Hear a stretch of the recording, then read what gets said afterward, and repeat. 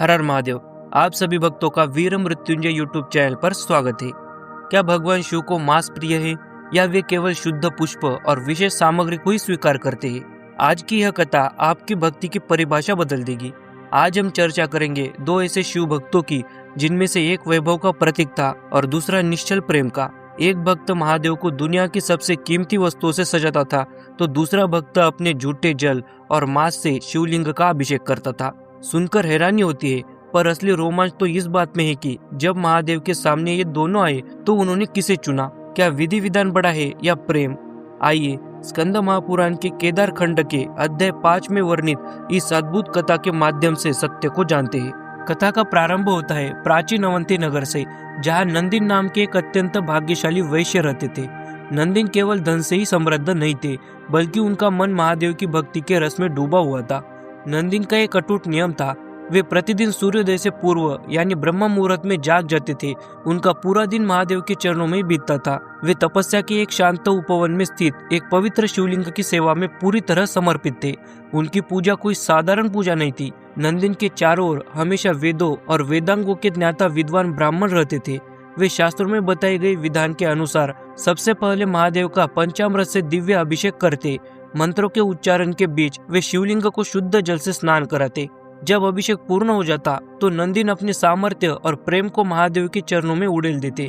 वे साधारण पुष्पों के साथ साथ अत्यंत दुर्लभ और कीमती रत्नों से शिवलिंग का श्रृंगार करते थे। चमकते मोती, नीले नीलम, हिमालयी गोमेद, पन्ना और लाल माणिक्य, इन बहुमूल्य मणियों से वे उस एकांत वन में स्थित शिवलिंगों को ऐसे सजाते मानो स्वयं साक्षात शिव वहां विराजमान हो। नंदिन ने कई वर्षों तक इसी प्रकार एकांत में पूरी निष्ठा और ऐश्वर्य के साथ महादेव की आराधना की। एक तरफ नंदिन की शास्त्रोक्त पूजा थी तो दूसरी तरफ एक शिकारी था। यह शिकारी वनपाल था, जिसका जीवन केवल जानवरों का शिकार करने और पापी कर्मों में बीतता था। दया और शास्त्र उसके लिए अनजान थे। एक दिन शिकार की खोज में भटकते हुए वह किरात प्यास से व्याकुल उठा। पानी की तलाश में वह पहाड़ों और गुफाओं को पार करता हुआ संयोगवश उसी उपवन में पहुंचा जहां नंदिन ने शिवलिंग को रत्नों से सजाया था। पास ही एक झील देख उसने अपनी प्यास बुझाई, लेकिन नियति को कुछ और ही मंजूर था। जैसे ही शिकारी की नजर उस भव्य मंदिर और रत्नों से चमकते हुए शिवलिंग पर पड़ी, उसके भीतर एक अनजानी श्रद्धा जाग उठी।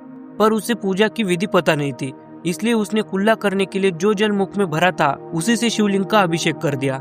उसने अनजाने में रत्नों को इधर उधर हटा दिया और एक हाथ से बिल्व पत्र चढ़ाए तो दूसरे हाथ से हिरण का मांस महादेव के सम्मुख रख दिया। उसने साष्टांग प्रणाम किया और महादेव से एक भोला वादा किया, हे शंकर, आज से आप मेरे स्वामी हैं और मैं आपका भक्त। यह कहकर वह शिकारी चला गया। अगले दिन जब नंदिन वहां पहुंचे तो दृश्य देखकर उनके पैरों तले जमीन खिसक गई। चारों ओर मांस के टुकड़े, बिखरे हुए रत्न और झूठा पानी। नंदिन रोने लगे और व्याकुल होकर सोचने लगे, मुझसे क्या अपराध हुआ? मेरी पूजा में ऐसी कौन सी बाधा आ गई? क्या मेरा भाग्य ही खराब है जो मेरे महादेव के स्थान को किसी ने अपवित्र कर दिया? दुखी मन से नंदिन ने पूरे मंदिर को धोकर स्वच्छ किया और भारी मन से घर लौट गए। नंदिन को उदास देखकर उसके पुरोहित ने कारण पूछा। जब नंदिन ने मांस और अशुद्धता के बारे में बताया तो पुरोहित ने क्रोध में कहा, वह कोई मूर्ख और दुष्ट व्यक्ति है जिसे पूजा का ज्ञान नहीं। तुम चिंता मत करो, कल सुबह हम छिपकर उसे पकड़ लेंगे और मैं उसे सबक सिखाऊंगा। अगली सुबह नंदिन और पुरोहित मंदिर पहुंचे। नंदिन ने उस दिन अपनी पूरी शक्ति लगा दी। 6 घंटे तक लगातार रुद्र पाठ हुआ और 11 बार अभिषेक किया गया। हीरे और मणियों से शिवलिंग को ऐसा ढका गया कि शिवलिंग नजर भी न आए।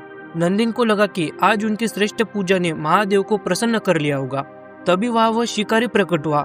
उसका रूप उस दिन साक्षात महाकाल जैसा भयानक और तेजस्वी था। उसे देखकर नंदिन और पुरोहित डर के मारे थरथर कांपने लगे और छिप गए। किरात ने बिना किसी संकोच के अपने पैर से नंदिन द्वारा चढ़ाए गए कीमती रत्नों को हटा दिया, अपने मुख के जल से अभिषेक किया और फिर से मांस का भोग लगाया। महादेव को दंडवत प्रणाम किया और अपने घर चला गया। नंदिन और पुरोहित यह देखकर दंग रह गए कि कोई महादेव के साथ ऐसा दुस्साहस कैसे कर सकता है। उन्होंने बड़े बड़े विद्वानों को बुलाया। विद्वानों ने सलाह दी कि यह बाधा साधारण नहीं है, इसे देवता भी नहीं रोक सकते। उचित यही है कि आप इस शिवलिंग को यहाँ से हटाकर अपने घर ले जाए। नंदिन ने वैसा ही किया। उन्होंने शिवलिंग को वहां से खोदा और अपने घर ले जाकर सोने के आसन पर स्थापित कर दिया, ताकि वह शिकारी फिर कभी महादेव को अशुद्ध न कर सके। अगले दिन जब वह शिकारी मंदिर पहुंचा तो वह सन्नाटा था।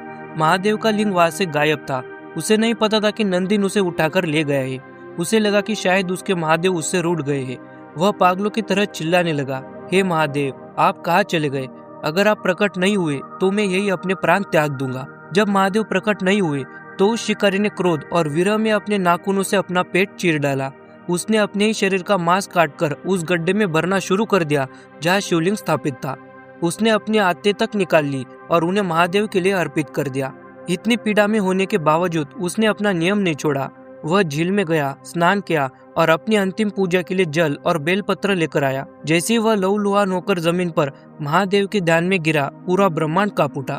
तभी कर्पूर के समान सफेद, मस्तक पर चंद्रमा और जटाओं में गंगा धारण किए स्वयं भगवान रुद्र वहां प्रकट हुए। महादेव ने अपने उस भक्त का हाथ थामा और उसे गले लगा लिया।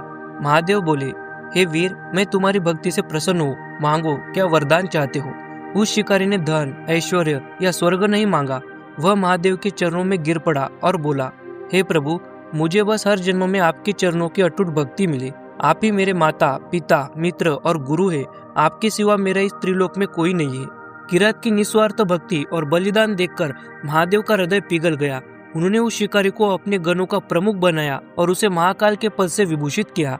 जैसे ही यह दिव्य मिलन हुआ, आकाश से पुष्प वर्षा होने लगी और शंखों का घोष तीनों लोकों में गूंज उठा। जब नंदी ने यह दिव्य ध्वनि सुनी तो वे दौड़ते हुए उस वन में पहुंचे। वहां का दृश्य देखकर वे स्तब्ध रह गए। जिस शिकारी को वे दुष्ट और अपवित्र समझ रहे थे, स्वयं महादेव उसके साथ खड़े थे। नंदिन को अपनी भूल का एहसास हुआ। वे किरात के चरणों में गिर पड़े और प्रार्थना की, हे महान भक्त, मुझे क्षमा करे। महादेव को आप ही लाए हैं, कृपया मेरे लिए भी प्रभु से विनती करें। किरात ने बड़े प्रेम से नंदिन का हाथ पकड़ा और उन्हें महादेव के पास ले गए।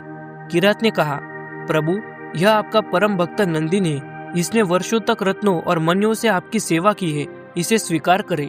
तब महादेव ने मुस्कुराते हुए एक ऐसी बात कही जो हर भक्तों को जान लेनी चाहिए। महादेव बोले, हे महाकाल, मैं इस वैश्य को नहीं जानता, लेकिन क्योंकि तुम मेरे प्रिय भक्त और मित्र हो और तुम इसे साथ लाए हो, इसलिए इसकी मित्रता के कारण मैं इसे स्वीकार करता हूँ। महादेव ने स्पष्ट कर दिया कि उन्हें छल कपट से मुक्त और कोमल हृदय वाले भक्त ही प्रिय है। अंत में स्वर्ग से दिव्य विमान आए और नंदिन व किरात दोनों ही शिव के दिव्य स्वरूप को प्राप्त कर कैलाश पर्वत के लिए प्रस्थान कर गए। जब नंदिन और किरात महादेव के साथ कैलाश पहुँचे तो स्वयं माता पार्वती उन्हें देखकर चकित रह गई। माता ने महादेव से मुस्कुराते हुए कहा, हे स्वामी, ये दोनों तो बिल्कुल आपके जैसे ही दिख रहे हैं। इनका रूप, इनका तेज और इनकी चाल सब कुछ आपकी ही छवि है। अब तक तो मैं केवल आपकी सेवा करती थी, पर अब तो यहाँ 3-3 शिव नजर आ रहे हैं। माता के ये वचन सुनकर नंदिन और किरात के मन में रत्ती भर भी अहंकार नहीं आया। उन्होंने तुरंत अपना मुख फेर लिया और महादेव के चरणों में गिरकर बोले, हे त्रिलोकीनाथ, हमें आपका स्वरूप नहीं, केवल आपकी कृपा चाहिए। हम सदा आपके द्वार पर सेवक बनकर खड़े रहना चाहते हैं। हमें बस अपने चरणों की सेवा दीजिए। महादेव उनकी इस निश्चल भक्ति से अत्यंत प्रसन्न हुए। उन्होंने हंसते हुए उनकी इच्छा पूरी की। आज भी कैलाश के द्वार पर ये दोनों द्वारपाल के रूप में स्थित है। भक्तों, स्कंद पुराण की यह कथा हमें एक बहुत बड़ा सत्य सिखाती है। नंदिन ने धन से पूजा की तो किरात ने अपने प्राणों से, लेकिन अंत में दोनों को एक ही स्थान मिला। शिव के लिए न कोई अमीर है, न कोई गरीब, न कोई पंडित है, न कोई अज्ञानी। उनके लिए सब एक समान है। परंतु यह एक बहुत ही महत्वपूर्ण बात है जिसे समझना हम सभी के लिए अनिवार्य है। इस कथा का अर्थ यह कतई नहीं है कि हम शास्त्रों की मर्यादा छोड़ दे या यह सोचे कि शिव की पूजा तो कैसे भी कर लेंगे तो क्या फर्क पड़ता है। ऐसे भ्रम में बिल्कुल न रहे। इस कथा का वास्तविक सार यह है कि यदि आप शास्त्र जानते हैं तो विधि विधान से पूजा करें, लेकिन उसमें अहंकार और दिखावा न हो।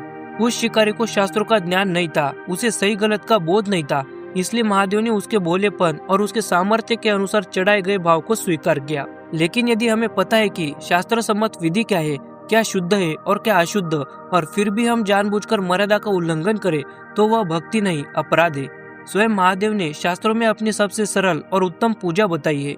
मात्र एक लोटा जल, थोड़े से बेलपत्र, भस्म और पुष्प, इतने में आशुतोष महादेव प्रसन्न हो जाते हैं। बस शर्त इतनी है कि आपके हृदय में नंदिन जैसी अटूट निष्ठा हो और किरात जैसा अनन्य प्रेम।